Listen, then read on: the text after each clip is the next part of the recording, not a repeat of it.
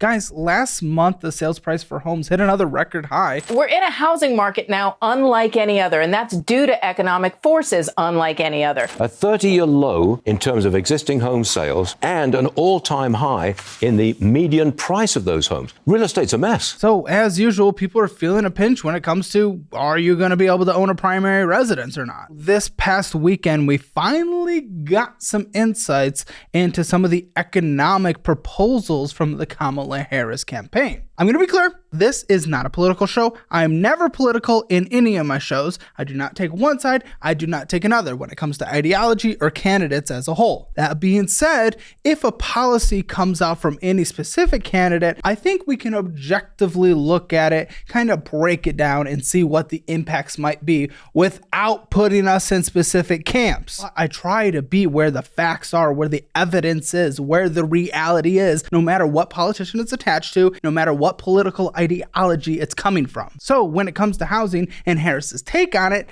we finally got some insights into one of her first proposals. She wants to provide $25,000 in down payment assistance for first-time home buyers as a part of her broader economic policy platform aimed at addressing housing affordability and promoting home ownership. Here are the key points of the proposal, and then we'll dive into a Forbes article talking about it. Again, the main plan offers up to $25,000 in down payment assistance to first-time home buyers. And this assistance is specifically targeted at working families who have consistently paid their rent on time for at least 2 years. The program also provides additional support for first-generation home buyers, those whose parents never owned a home. The goal is to make home ownership more accessible, especially for those who struggle to save for a down payment despite paying rent on time. This isn't the only thing her potential administration is considering when it comes to tackling housing prices, because there are additional measures that they announced they're interested in. Part of the proposal is a larger plan to increase the supply of affordable housing, and this includes the construction of 3 million new housing units and the introduction of a $40 billion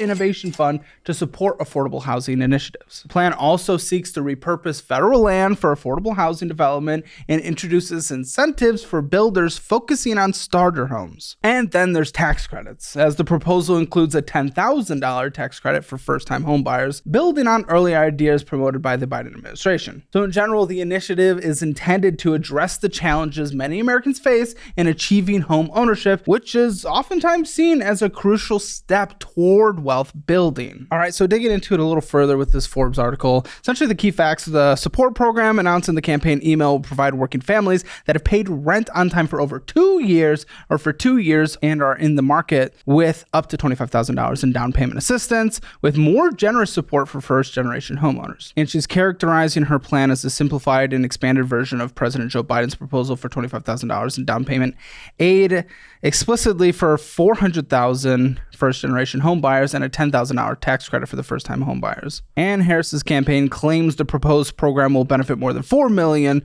first-time home buyers over the course of 4 years. Few details about the down payment assistance program were released in an email, including further eligibility requirements and how much more support first-generation homeowners could receive. It also does not state exactly what mechanism would be behind the up to $25,000 in support. That's a good question. Where's that money coming from? It's a question for a lot of the spending and new spending, but it would be important. Is it going to come with additional tax increases or budget cuts somewhere else, or is it just further debt? Though the Biden administration's proposal was in the form of a tax credit, the down payment support proposal will be part of Harris's larger economic agenda set to be revealed on Friday. I wonder if that was Friday of last week or Friday of this week, because honestly, not too much has come out.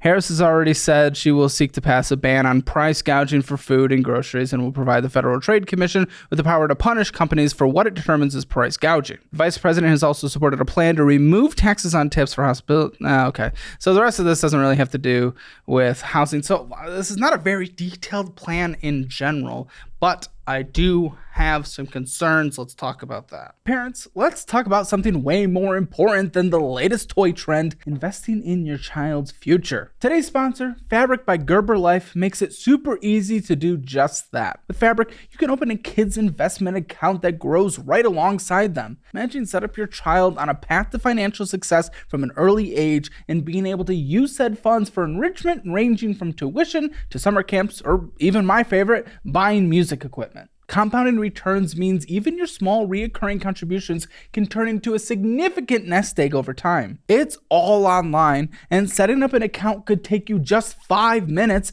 with as little as $1 a day. Seriously, why waste money on taquitos when you can invest in your child's future instead? You can even share a unique gifting link with family and friends, replacing another batch of toys they don't need on birthdays and holidays with impactful contributions to their future instead. Then you can manage your child's account and monitor their investments right from your phone. And Fabric has no commission fees and a low flat monthly fee, so you know exactly what you're getting and can contribute those extra dollars you're not spending on those commission fees to your child's account. There are no contribution limits, and they are also SPIC insured up to $500,000, so you can invest with confidence. It's simple. Go to meetfabric.com/CalebHammer and get started in just 5 minutes. You can start with as little as $1 a day, and that's change left over from your daily coffee run. What are you waiting for? Join the thousands of parents who trust Fabric by Gerber Life and visit meetfabric.com/CalebHammer and start investing in your child's future today. Your kid will thank you for it later. In reality, this plan focuses on the demand side more than anything and not the supply side, and that's a huge issue. They talked about building 3 million new units, but that's not even close to half the demand we'd face on a yearly basis. And the thing is, when focusing on the demand side with providing $25,000 or tax incentives to get into a home, that's not going to decrease the price of homes, which is the major issue that a lot of people are dealing with, especially when you combine them with interest rates right now. The fact is, when we focus on the demand side, does that really help the average person instead of focusing on the supply side? Obviously, we have a lack of supply in the areas that people want to own in, or the supply that people want to get into in general, which is keeping prices high, even with rates being high. And the reality is, the majority of residential land in the United States is zoned exclusively for single-family homes. And this is particularly true in many states where single-family zoning dominates, with over 70% of residential areas dedicated to single-family homes in 35 states, which is including Idaho, known for housing prices going up recently a lot, Iowa, Kansas, and they all lead with over 78% of housing units being single-family homes. In larger cities, the percentage of single-family homes varies significantly. For example, Detroit has 74.2% of its housing stock as single-family homes, while New York City has only about 17%. What does that matter if not the impact and the costs? The thing is, single-family zoning restricts the density of housing that can be built, which is leading to higher housing costs and a reduced supply of affordable units. For instance, if a lot zoned for single-family home in Washington, D.C. were instead zoned for a 6-unit condominium, each unit could be sold at a significantly lower price, illustrating how zoning restrictions inflate housing prices. Don't get me wrong, single-family housing itself is not the problem. It's the zoning. I like living in my single-family home. And if you like that, live in that kind of home. That's great. It's the city and state and even federal restrictions that are preventing from building housing that is meeting the demand and supply side. But when preventing builders from building where demand is and other types of units, that's just fighting the economy. That's just fighting capitalism. Let the demand speak and let the supply react to it instead of forcing builders to only build one type. The restriction on development from the government obviously exacerbates affordability issues and limits options for lower income families. And this is where we start to battle. You got the NIMBYs, also known as not in my backyard, or the YIMBYs, yes in my backyard. In general, NIMBY groups often resist changes to zoning laws that would increase housing density, such as the construction of multifamily units in a traditionally single-family neighborhood. They argue that increased density could lead to overcrowding, strain on infrastructure, and reduce property values. And the strain on infrastructure, absolutely. When more people come into an area, oftentimes we don't build the proper infrastructure needed to transport people around. We just keep roads for personal driving vehicles, and you have to store those vehicles instead of investing in anything like buses or trains or trams or whatever it is. So NIMBYs often block affordable housing projects. NIMBYs have actively lobbied against affordable housing developments, and these efforts are often driven by concerns about changes in neighborhood character, potential increases in crime, and impacts on local schools. And again, these are not invalid concerns. And NIMBY groups often frequently cite environmental and traffic concerns as reasons to oppose new developments. They argue that increased construction could lead to environmental degradation, loss of green spaces, and worsened traffic conditions. This is a valid concern in that specific area, but we also know that increased density in general, instead of only single-family zoning, which creates urban sprawl, is actually more for protecting the overall environment because there's less sprawl. For their specific neighborhood in general, yes, there might be loss of green spaces and obviously worsened traffic conditions. So again, that is not an invalid concern. And on the other end, we have the YIMBYs, which again is yes in my backyard. And those groups advocate for upzoning policies that allow for more multifamily housing units and higher density development. Their efforts focus on addressing housing shortages and making housing more affordable, particularly in high demand areas like California and New York. They also support the construction of affordable housing in general, particularly in areas close to jobs and transit. They push for policies that reduce barriers to building affordable units and challenge local regulators that limit housing diversity. And the YIMBYs have become more and more powerful, and they are actively involved in lobbying for state and local legislation that reduces zoning restrictions and promotes housing development. Examples include supporting bills that eliminate single-family zoning or that streamline the approval process for new housing developments. They also support rent control, and we're about to talk to that here in a little bit, and even more rent control policies that are often implemented with the goal of keeping housing affordability for tenants, but they have several unintended consequences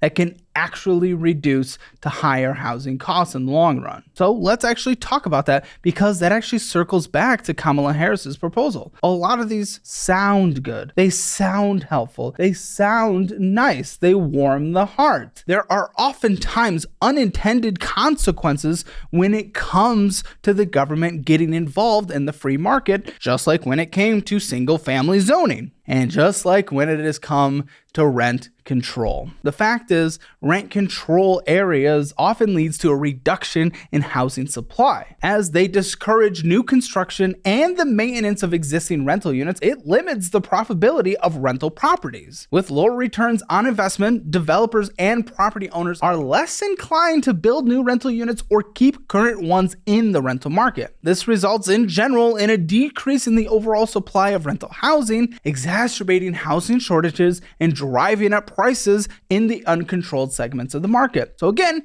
positive intentions, negative outcomes. And as we have seen in many rent-controlled environments, there is a quality deterioration of housing, as property owners under rent control often have less incentive to invest in the maintenance and improvement of their unit. This is because the capped rent does not provide enough revenue to justify significant repairs or upgrades. And over time, this leads to a deterioration in the quality of housing stock, making affordable housing increasingly substandard. Then there's also the fact that rent control often results in market distortions where housing is not allocated efficiently. For example, tenants who no longer need large apartments may remain in the rent-controlled units because they are cheaper, even if the space exceeds their needs. This misallocation prevents larger families from accessing appropriately sized housing and contributes to the inefficiencies in the overall housing market. And then there's the demand spillover effect, which is a common issue where rent-controlled units become scarce, pushing more renters into the uncontrolled market nearby. This increased demand in the uncontrolled sector drives up prices,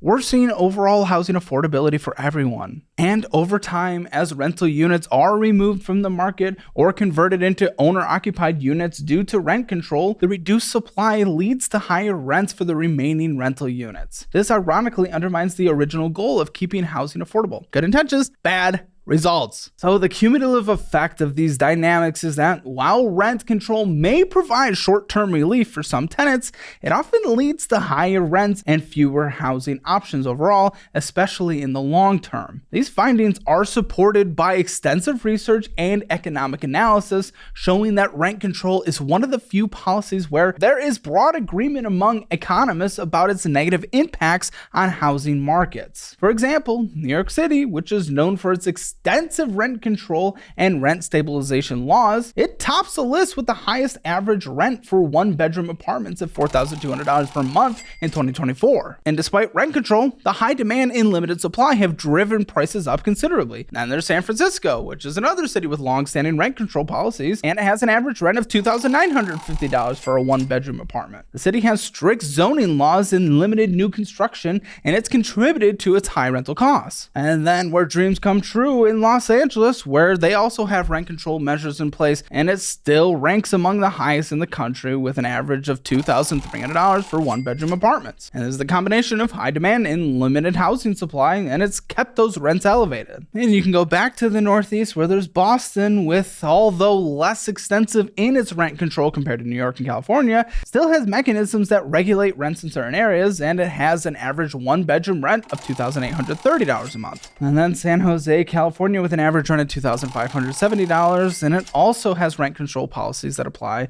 to older housing units, but newer developments are often excluded. That being said, there are less newer developments because it is single-family sprawl. And then we can look to the city I live in, where rent has been decreasing over these past couple years because of an incredible amount of new supply on the market of housing. And this isn't just single-family housing, this is building up. The city council, for all their flaws, many flaws, has upzoned many areas and has now allowed across the entire city for where you could build one single-family housing to now build 2 units on that property. And with many people during the pandemic flocking to Austin, Texas, you would think that would lead to only skyrocketing housing costs. But again, over these past couple years, with the influx of supply, it's been incredible to see rent prices coming down. And this is in a city without rent control. And I think that is mandated by the state, by the way, not the city. They'd probably do it if they could. So that's what brings me back to the first policy introduced by the Kamala Harris campaign. It sounds good. It feels good. It feels moral. Just like rent control and single family zoning, it is good intentions. They have bad results that are hurting people in the long term.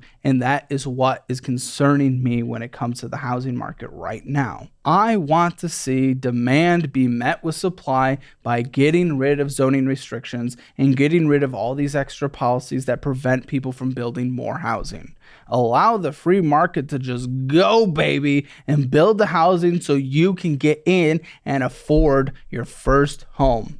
I want to give you free money right now. I've partnered with different resources that will literally give you hundreds of dollars the moment you sign up for them. Check out my investing app of choice, Moomoo, where they give you up to 15 free stocks and 8.1% interest on your uninvested cash when you sign up with my link. Do you want a more traditional savings account? Check out where I keep my emergency fund, SoFi, where they'll give you 4.6% on your money and up to $250 for signing up with my link. Would you rather have automated investing? Sign up for Acorns with my link and you'll get $20 right now instead of the usual $5 you'd get from your friend's referral. You can also sign up for our investing program and get $100 in cash deposited into your Moomoo account. This is the best way to learn what your investing profile looks like and what investing strategies to use based on that. All of this free money is linked in the resources section of the description below, so don't pass up the free money because I'll punch you.